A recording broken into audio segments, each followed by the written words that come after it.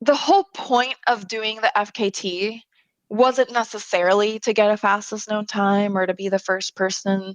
I mean, those are nice, but what I really wanted to do, and I think I did it, was getting that, like I said, that stoke for community and outdoors, and give the people of Puerto Rico something to strive for in their own backyards.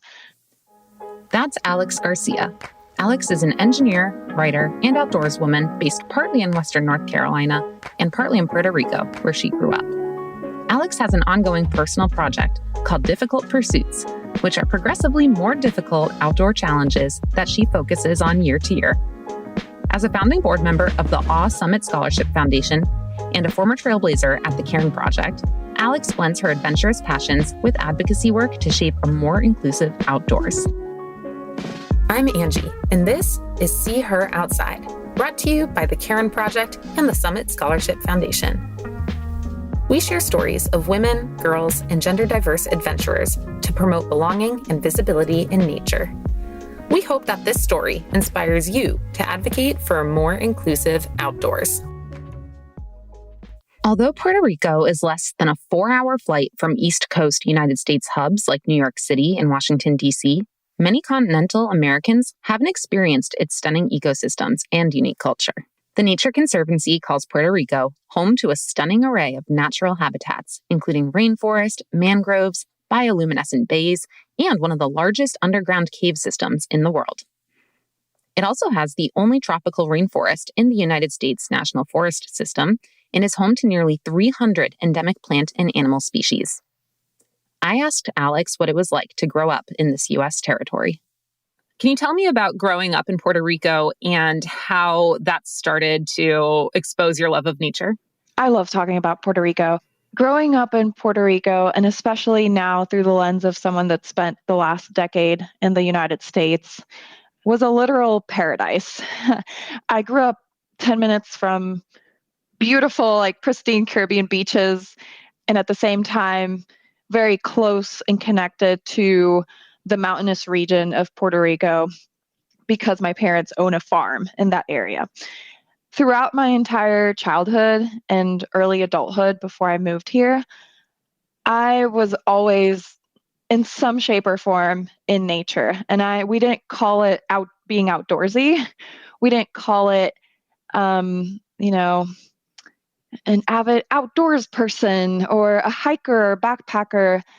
I think those are contexts and personas that are being built now in Puerto Rico, maybe because of social media. But at the time, it was just who we were and what we did. And everything in Puerto Rican culture really ends up in nature, be it a holiday gathering party, it's done outdoors, be it a child's birthday party, it's mostly always outdoors. And for me, that was just normal life, right? And when I moved to the States, I think that's where the connection to nature really helped ground me in my new life as a full-grown adult, moving to what really is another country with its own set of challenges and culture shocks. So for me, Puerto Rico and living there and growing up there was the perfect gathering place for my love for the outdoors. And that just kind of changed and morphed when I came to the States. I've spoken with a lot of people who have that stereotypical teenage years where they're like, oh, I just got to get out. I can't stay in my hometown. I need to go see the world. And you spend all this time just trying to imagine a life outside of where you are. And then many years later, you look back at where you grew up in your hometown and you think, wow, I really had it good. I didn't appreciate it. Was that your experience too? Did you have any time in Puerto Rico where you thought, I just want to go somewhere else? I have always, as long as I can remember, I've always had this adventure-hungry soul and just nature in me. And even though I lived in this, lush paradise, tropical paradise, I have always felt that desire to explore the world, but it was never in a way where I loathed where I was or I wanted to be elsewhere. It just was that hunger to see and compare and experience not just different places, but I'm big on cultures. I think that drove me more than the need to get out. And, you know, thinking now as you phrase that question, when I was in high school, I had the possibility of going to the United States, to Florida for school, and I decided to stay and go to the University of Puerto Rico in Mayagüez. So, to answer your question, I think there was an aspect of that, but it wasn't particularly heavy enough to really drive me out. And honestly, that feeling came a little bit maybe later for me when I was maybe closer to graduation. And I just felt like that need to just get out and like start a career and the opportunities for growth in Puerto Rico. Things have changed, but at the time, there really wasn't many opportunities for professional growth in Puerto Rico. And I just felt this just deep desire to just expand my wings and get out. And then I think that's why the culture shock for me was unexpected, because I really wanted to see somewhere else and, come to the States and begin my professional life and, become a boss babe and whatever. But then when I got to the States, it just hit me like slamming into a wall of bricks. And I was like, oh my gosh, what have I done? I don't want to be here. I hate this here. Where's my family? It was just this need to just be back home and let everything that I thought I wanted go and just, go back to the place that I knew and felt safe. Relocating for economic or professional reasons is common in many places, but Puerto Rico has additional considerations. Puerto Rico has limited representation in the U.S. federal government and many times lacks necessary support from the country in the face of economic depression, natural disasters, and the COVID-19 pandemic. According to the Pew Research Center, the 2017 hurricanes Irma and Maria drove an exodus of Puerto Ricans who sought safety on the mainland United States. A year after those hurricanes, the population of Puerto Rico dropped by nearly 4%. My heart was heavy as Alex described the weight of leaving somewhere she was so deeply tied to that is also so misunderstood and undersupported by the USA as a whole. She eloquently described the nuance of her move in her public written piece titled A Love Note to Virginia. Alex writes, I hated the state for what it represented. A life lived an ocean away from the people I love, the loss of identity as singularly a Puerto Rico woman, and the immigrant branding status that moving out here in pursuit of better professional opportunities gave me. I was born a U.S. citizen, and yet there were many immigration experiences I could empathize with, but not relate to. Yet, my citizenship always felt second class, always under scrutiny, subject to perennial misunderstanding. I thought I had wanted to leave Puerto Rico until I moved to Virginia, and then the feeling of having decided against what in my core I had wanted to choose haunted me. I was in a constant emotional battle with myself regarding Virginia and my place in the state. That took a lot of painstaking writing to get that through, because it really was a fight. When I moved to the States, I relocated to Virginia. I had a job at a power plant in the middle of nowhere. I think the circumstances of how my move happened and where I was living exacerbated those feelings of hate. But I really struggled to feel like I belonged in that space, that I wanted to be part of the professional environment that I was in. I spent time trying to figure out how to make friends and not really getting anywhere that I felt was fruitful. And I think all of those elements just obviously, in addition to the feeling of missing home and missing family and all these very normal parts of relocation or immigration, it just like forced me into the space where I could not figure out how how to access any feeling of normalcy in this new place that I called home. In the writing, Love Note to Virginia writing, I speak to how slowly but surely I started getting outdoors, first through a connection with some friends that, they wanted to do a friend hike before Friendsgiving, and that felt really nice. And I enjoyed being on the Appalachian Trail. And then over time, it was just this kind of magnet, my personal magnet to go outside, to go onto the trails, to experience nature. And I started doing that with people, mostly by myself because of people's availabilities. And at some point, things started clicking, and places that I was going to, trails that I was accessing, in some very minor way, start reminding me of Puerto Rico. Maybe it was the lush greenery. Maybe it was how the dirt felt. Maybe it was that stream that crossed the trail and it reminded me of my parents' farm. All these little aspects that if you look at the macro picture, you're like, Alex, this looks nothing like Puerto Rico. But it was just details that really kind of helped me understand, oh, maybe there is a space for me here, and maybe I can make a space for me here if I don't find one. And the outdoors just became that for me, Angie.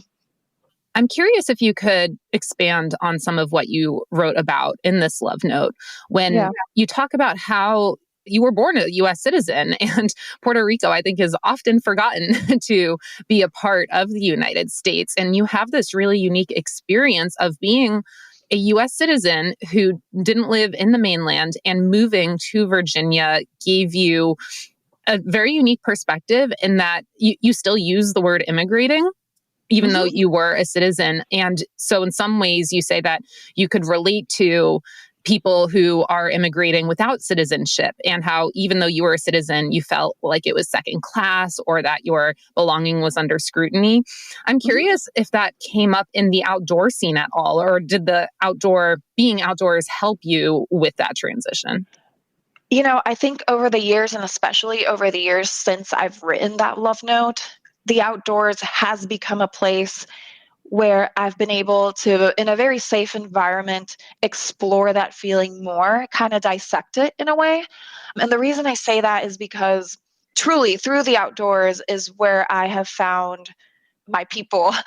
I found, what I consider now long life friends, what I consider people I trust and people I deeply care for.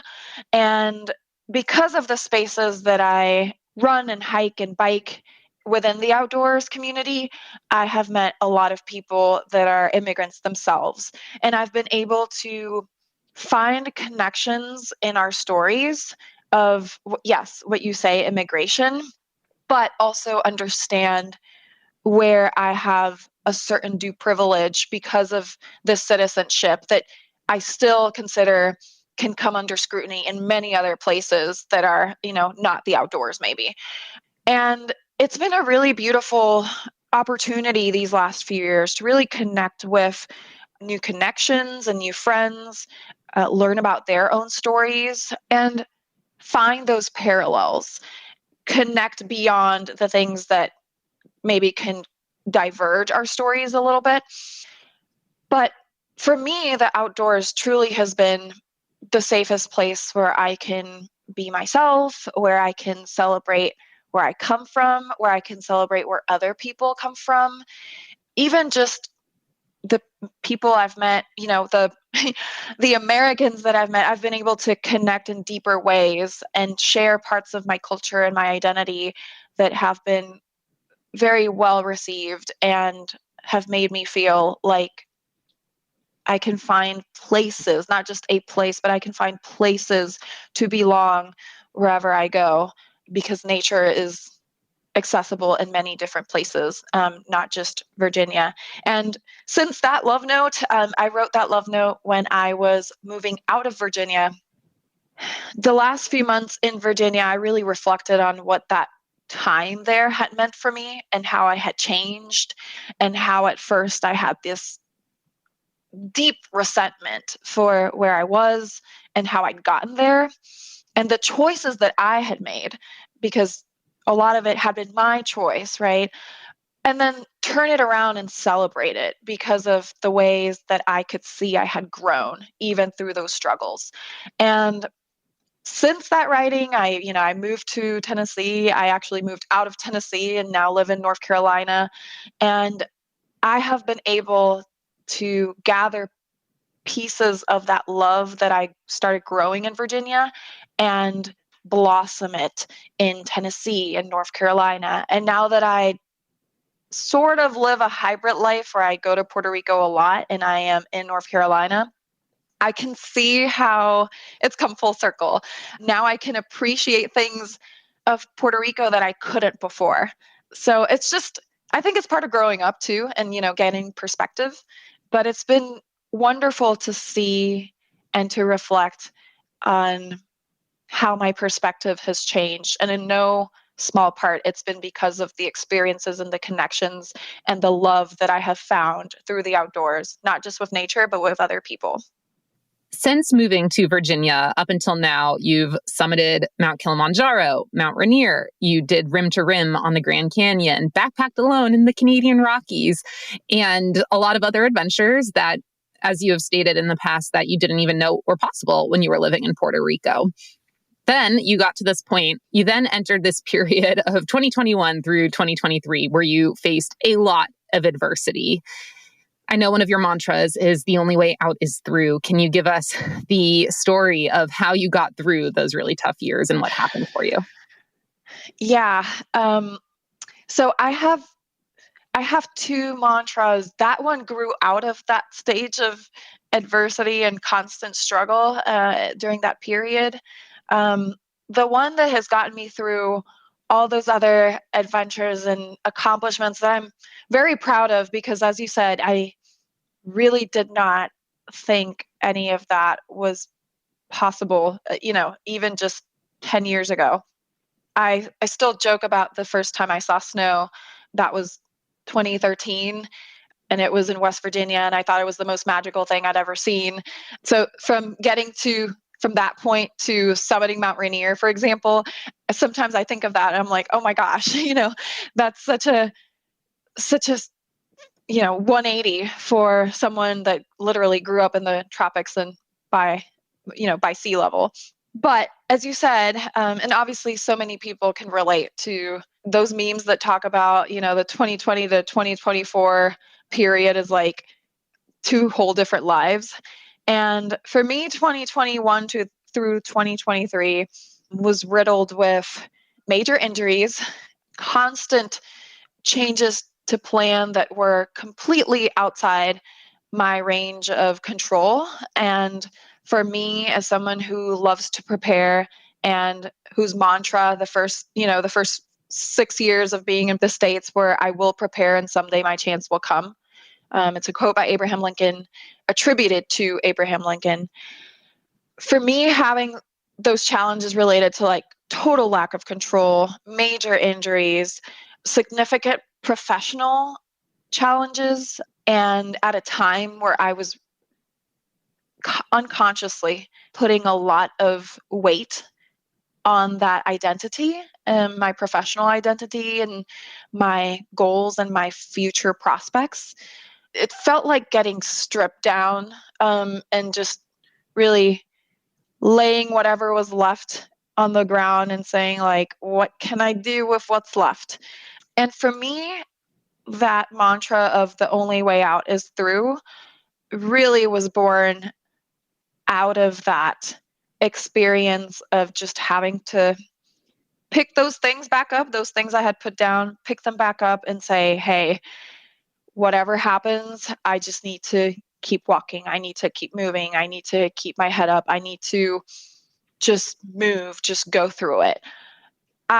Since then, I'm a firm believer in that, honestly, many, I can't say for sure all, but many things do happen for a particular reason, that reason being growth, that reason being development, reason being happiness, fulfillment, whatever that is.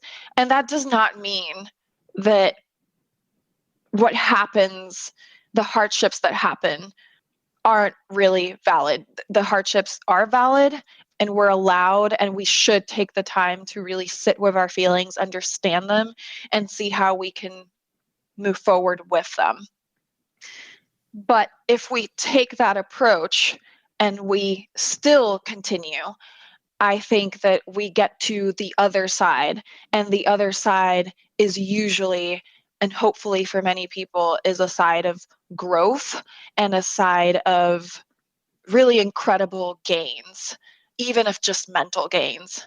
And I know that we may get into this, but years and years ago, I had this passion project that I called Difficult Pursuits. And the idea behind Difficult Pursuits was like, hey, I have this career and I have these responsibilities and these goals that I don't want to put down, but I also have these other incredible non-work related goals that I want to pursue. And even if it's just one crazy adventure a year, I will push forward and attempt one difficult pursuit, whatever that is. And that's how I got to hike the rim to rim, and that's how I went to climb Mount Rainier. But for me, getting through and, seeing the other side of that difficult period in my life was in itself a difficult pursuit. And now that I'm looking back at it and seeing how I grew, I'm able to move forward in a way with new gains and new perspectives and new opportunities on the horizon. It's such a fascinating parallel. You have the difficult pursuits that you can choose and design on your own. Yeah. And then you have the difficult pursuits that life throws at you and you have no choice but to move through them. And listen, I think we can all relate to that, right? I think we all, or many people, and probably everyone that will listen to this podcast has this innate desire to push themselves and to figure out their boundaries and to see, what physical or mental capabilities they still haven't tapped into yet. And those are those kind of engineered pursuits that we can plan for, we can strategize, and we can train, and we can, plan a nutrition strategy around. But sooner or later, we all get the difficult situations of life that maybe we're not totally prepared for, or catch us off guard, or seriously change the trajectory of our lives.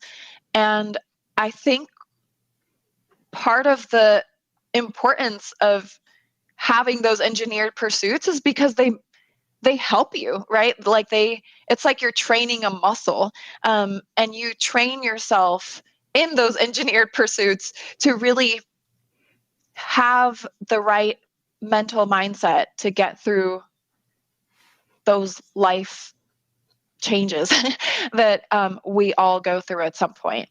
And everyone is going through something that you don't know about. So empathy and kindness always goes a really long way.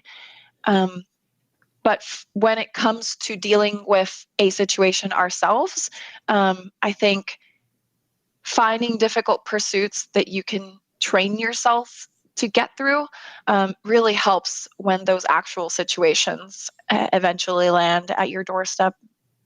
That speaks to me so much, but even more so the fact that, again, it goes both ways. When I think about the difficult pursuits that I've done and chosen and engineered athletically, of course, I think about how that makes having a difficult conversation easier. That makes showing up, waking up, getting out of bed on a night where I haven't gotten sleep easier because I think, okay, well, I did that on the side of a mountain, or I ran 100 miles and went through the night. But on the flip side, I also think about in those moments of choosing my difficult pursuits, I call back the times in my life that life just got lifey at me and threw things at me, and I found a way through. So I again, nature has proven to be the most amazing lesson of resilience in both directions. Yeah, and I love that, because I know of your own difficult pursuits, and I can see how you would be able to say, Angie, this is like you you literally ran through the night on no sleep. You can have this very difficult conversation and fire a client, or tell a client that you can't meet a deadline, or like, it puts things into perspective, and you're able to it doesn't make the situation any easier or less uncomfortable, but it helps you set yourself up in a spot where you know that when you get through it, the only way out is through. When you get through it, you will have learned something, you will have gained something, and you eventually, it may take time, but you eventually will see the positive in the situation that you're dealing with. If you're like me and Alex and love the growth that comes from difficult adventures, you should consider becoming a Trailblazer with the Cairn Project. In a moment, you'll hear about Alex's 60 to 100 adventure in 2020. That and my own series of Cascade volcano climbs in 2022 are just two of dozens of women-powered adventures that have helped advance gender equity in the outdoors through our program. Trailblazers design a human-powered outdoor goal and turn it into a crowdfunding campaign that supports summit scholarships for women and girls. Learn more at www.cairnproject.org/trailblazers, and you could join us this year in getting out to give back. But first, here's more of Alex's story. I really kind of have to go back to 2020. And in 2020, everyone knows the 2020 crapshoot of the COVID-19 pandemic. And for many of us that love being outdoors, especially those first 6 months, where we really didn't know anything about the virus and we were just all instructed to stay home and not even go outside. That was a really difficult time where the only thing that we thought could give us some solace and a break from the insanity that was world news at the time was also cut out from our accessibility. And in that period of those first few months of 2020, this also coincides with the Allies in the Outdoors fundraiser for the Cairn Project. I decided to fast hike. I did not trail run at the time. I had no long distance training experience. I didn't know how to fuel. I didn't know how to move at a particular pace over multiple days. So I decided to fast hike the section of the Appalachian Trail that traverses Shenandoah National Park. And that is about 108-ish miles of trail with a little bit over 23,000 feet of gain.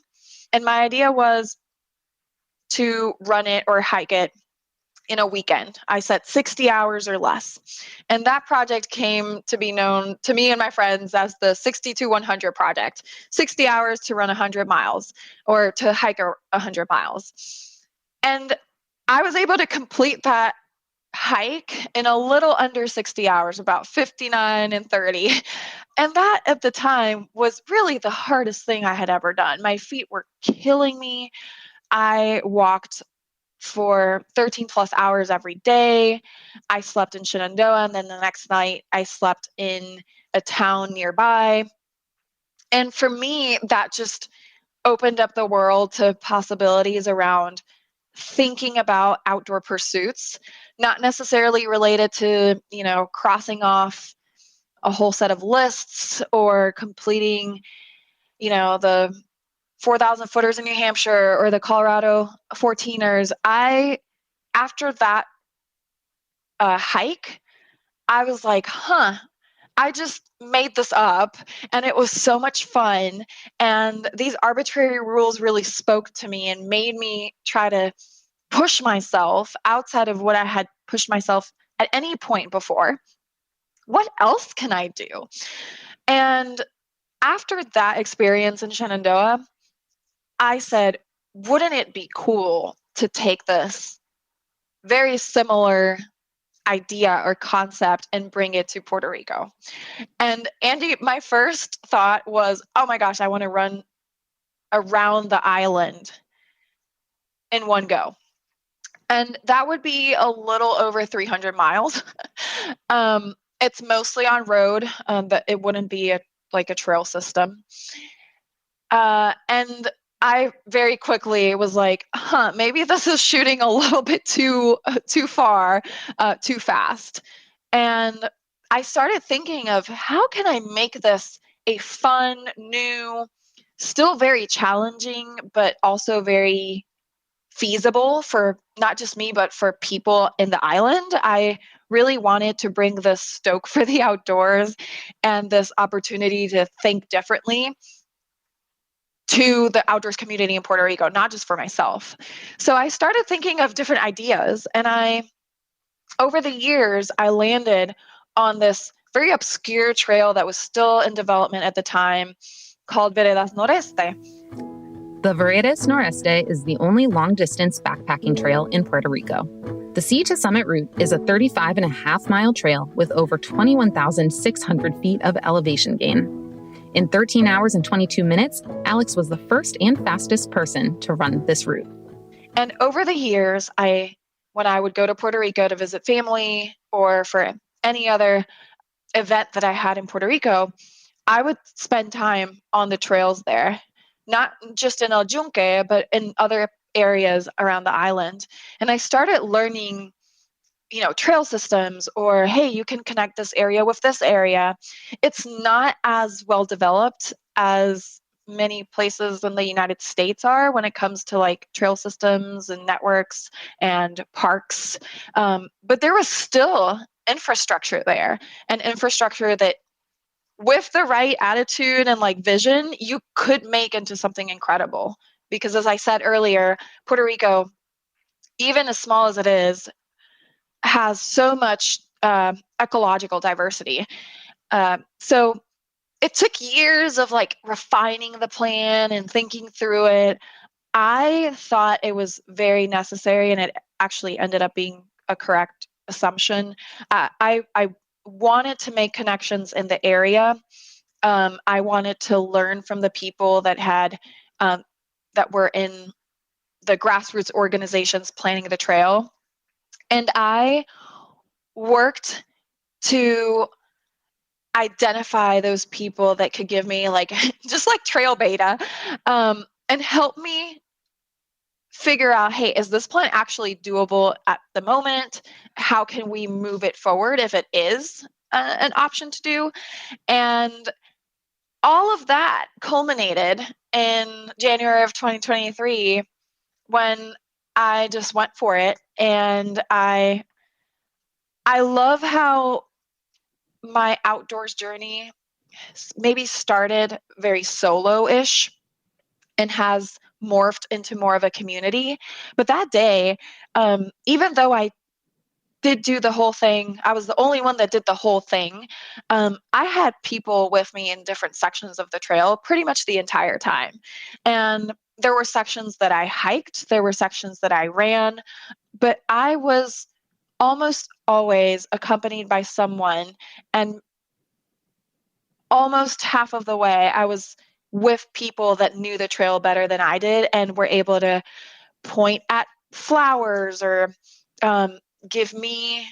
find like some foraging, like leaf or a flower that I didn't know of. And they gave me a treat on the trail. And the whole point of doing the FKT wasn't necessarily to get a fastest known time or to be the first person. I mean, those are nice, but what I really wanted to do, and I think I did it, was getting that, like I said, that stoke for community and outdoors, and give the people of Puerto Rico something to strive for in their own backyards.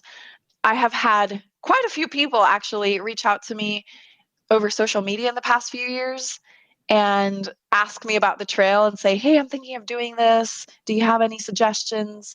And I find that so invigorating when I know that people found out about me and want to do the same trail. And I'm like, yeah, go for it. Break my record. I don't care. I just want people to do it. That it just excites me for the future because, like I said, and like you said, I do have things up my sleeve. I am getting back my creative juices, Angie, and I'm hoping for bigger and better adventures in Puerto Rico and the Caribbean, actually. So, hoping to set myself up for some big things in 2025. I am grinning ear to ear hearing that. And also, if you ever want to bring back the 300-mile circumnavigation, we do it together. We can make it a relay. So, and this is like nothing to do with me, but a few days ago, a high school teacher of mine, his name is Antonio Bosques. He's 60 years old. He went viral on my Facebook because he completed the a circumnavigation on his bike in a day, and he did it. 60 years old, and he did it in 19 hours. Oh my God. That's so fast.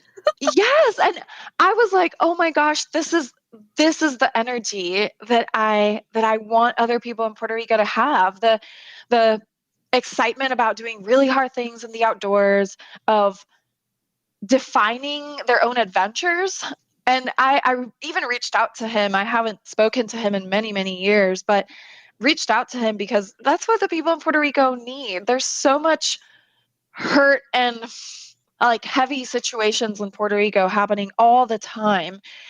For us to have that respite in the outdoors is such a unique and powerful healing mechanism for Puerto Rico. And I don't know, I'm just really stoked to get back out there and start channeling those creative energies of not just myself, but people I know in Puerto Rico, and make really fun stuff together.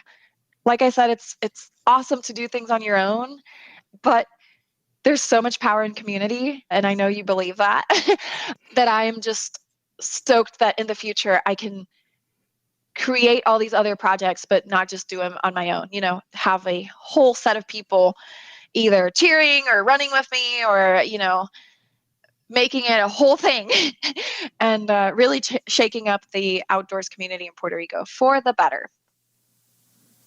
This blend of advocacy, community, and adventure is endlessly inspiring to me. Alex and I were chatting via email, and I feel compelled to share with you a few sentences that Alex wrote me in regards to inciting change in our own communities. This is what she wrote. I believe that we are the most capable change agents when we give into a specific need, focus, or cause. Part of why we've seen our society taking steps back is because the cohort of people devoted to moving society forward has fallen into a couple traps. One trap is the feeling that we need to care about every single issue equally. Another trap is having to feed the performative demands of our online communities. I have, over the years, assessed how I show up in real life as well as online to make sure that my work and energy are poured into the spaces that need me most. For me, that is advocacy for Puerto Rico at a local, national, and online stage. This email resonated with me so much because so many of us, including myself, feel a pressure to be a change agent in all places for all people, to be a perfect advocate 24/7. But when I really think about it, that's unrealistic. Most of us will burn out when we try to dilute our energy across too many causes. I wanted to ask Alex if she had tips to navigate advocacy in a sustainable way. You've clearly found a way to weave together community and your passion and advocacy through the outdoors. And I'm getting this just theme of your life as using your own adversity to fuel your own living a life that reflects your values, and a way to advocate for the culture and the people that you love in Puerto Rico. And I think that that is something that we all need to be reflecting on, no matter where we live or what our passions are, but it's hard to know where to get started. Do you have any tips for people who want to make an impact on a community that they care about, that's also aligned with their passions, even when the political climate and societal expectations make doing so difficult? I think that we all have a lot more power to change either a situation, or, we have the power to change things, and we're sometimes not even aware of that power. One thing that I have done And I'm going to say it is very natural in me, and I know it's not as natural in maybe other people, but I have always been one to, if I don't see any particular answers or I look for the resources. For example, that's how I came to know about the Cairn Project. I really had this really deep want to, yes, have an adventure, but also have that lead to positivity and change in some shape or form. And I looked on Facebook forums. I connected with people that I knew and asked around. And it's so interesting how one people makes a connection to something, and then that something kind of leads you elsewhere, and you end up in this totally different place, meeting new people, connecting, finding new connections that eventually really translate into that agent of change that you were hoping to be or connect with. And some of my friends joke about me in that I talk about, oh, my friend, and they're like, is this your Instagram friend? And I'm like, yes, I make connections on Instagram all the time. I reach out to people. If I see something interesting that they kind of blurb about, I will ask. I will hook on that, and I will ask, and I will make sure that I follow up on certain things. And that leads, it kind of snowballs in a way. And surprisingly, that has been the way that I have done a few really incredible things that I would have not had the chance to do otherwise. And I'm going to quickly share. In 2021, I had permits to hike up to Mount Whitney. It was just solo permits. I was going to go out on my own. I was going to do it and then come back home. And literally maybe 3 or 4 days before my permits, a wildfire broke out of natural causes in the area and effectively closed down all of Inyo National Forest for about a month and a half. And of course, I got the email from reservation.gov. My permits were canceled, and I was devastated. However, it wasn't that kind of same spirit that I connected with someone on Instagram that I only knew through Instagram. And we had chatted here and there, but we were not really close friends. We had never met in person. But that person, out of the blue, like 2 months later, says that a friend of hers has an extra permit for Mount Whitney and was wondering, like, would someone want it? And I reached out and I said, if you're okay with me flying out to California next week, I will meet you guys and I will climb Mount Whitney with all of you. And that, just going for it, which again, I know some people are a little bit more hesitant about reaching out to total strangers, that freedom to connect and really just gather on the shared love for nature and community, it gave me the most incredible experience on Mount Whitney, much better than had I done it on my own. And that's how I think that becoming a change agent or finding a community really happens. It takes sometimes getting out of your comfort zone and putting yourself out there. It takes putting in effort to really look for communities online or in person. And sometimes, Angie, it takes you building it yourself. And I have met some incredible people that have seen gaps and have chosen to fill that with their own nonprofit or their own like grassroots hiking group. And it is absolutely incredible what that fire can end up becoming if we just nurture it and if we add a little bit of brush to it every so often. So everyone has different ways of going about that. Some people are the action takers, some people are the connectors, some people are the philosophical entities that really make people think, and those people that think drive the change. But I think we all have some really unique talents and perspectives that if we put ourselves out there and we get uncomfortable, we can actually drive some incredible change around our communities.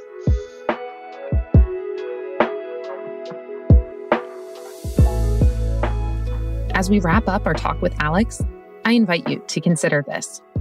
What would it look like to give more attention to a smaller community or a specific cause? Where can you best focus your own talents and passions? What community needs you most?